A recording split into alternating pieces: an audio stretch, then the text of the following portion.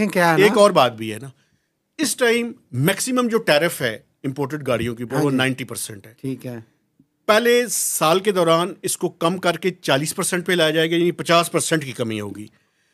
और अगले 4 सालों में हर साल 10-10% इसको कम करके 4 साल के अंदर इसको इक्वल कर दिया जाएगा।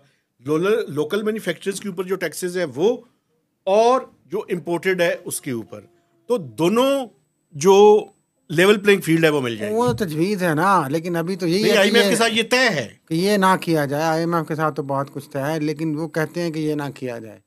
ऑटो सेक्टर भी बहुत बड़े जो पाकिस्तान के शुरू कर दी है, माफियाज हैं उनकी तरह है ना भाई, सीधी सी बात है कि उनकी तरह ये माफिया है।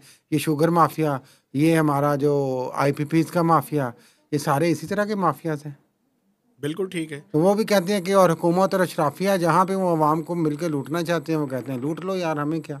बिल्कुल ठीक है। तो इसीलिए रिलीफ की उम्मीद तो कम है बदकिस्मती से, लेकिन शोर वगैरह हमें डालना चाहिए, जाहिर है।